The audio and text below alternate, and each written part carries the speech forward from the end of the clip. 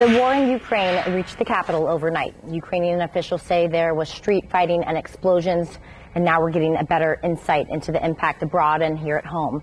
Ball State professor Dr. Sergei Zhuk joins us this morning. Good morning. Thank you for being here. I know and understand that you're a Soviet expert. You're from Ukraine. First and foremost, you have family there. Is everybody okay and safe this morning? Yes, in the city of Dnipro, it's in the east of Ukraine. I have relatives in the western part of Ukraine. We have friends in Kyiv, and they're not okay.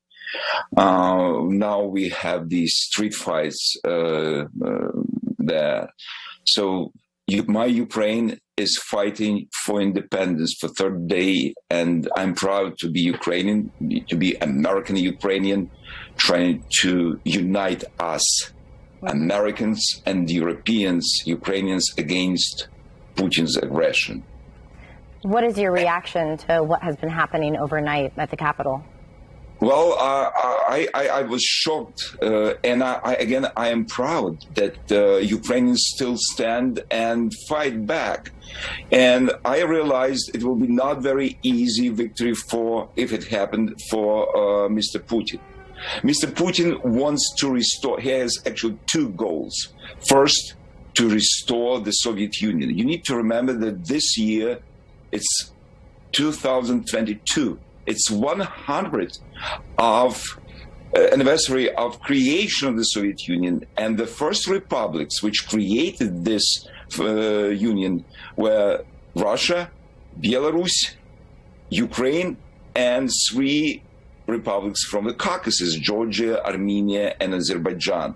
But one of the first Soviet republics was, of course, Ukraine.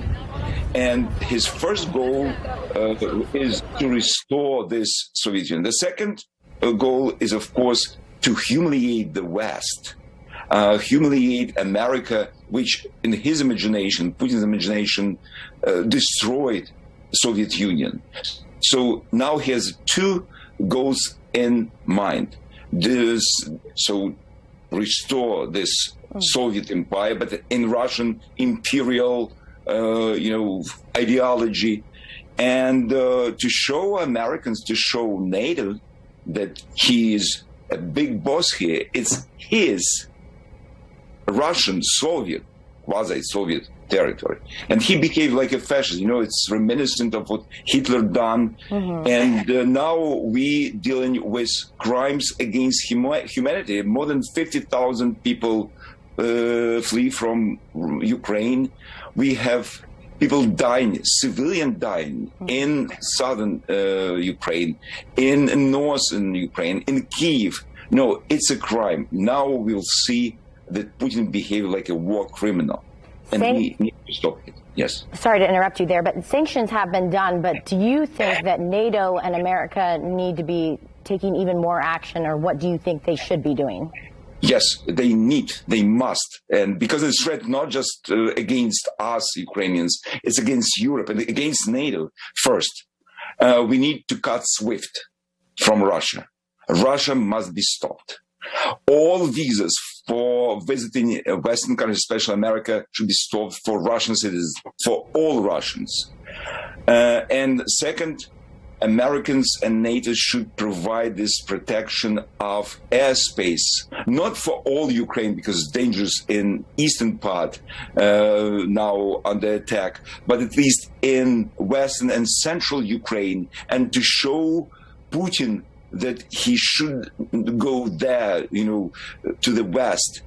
Otherwise, he will go to the west. He isolate Ukraine. He sealed all western border of Ukraine, and it's near NATO countries. It's near Slovakia, near Poland, and then his next step will be attack Baltic states, because Baltics, you remember, Baltic states still in his imagination are Soviet space of influence, and he actually prepared for this. You remember what happened in Kazakhstan? He had drills in Kazakhstan. He had this repetition of the events. He prepared his allies for these acts of aggression. He staged riots in Kazakhstan. He sent troops there. he suppressed these riots, and he installed the pro-Russian regime. So he wanted to do this in Kiev and in all Soviet space, and then challenge NATO with nuclear weapon. He knows that NATO and Americans would be afraid of his nuclear blackmail.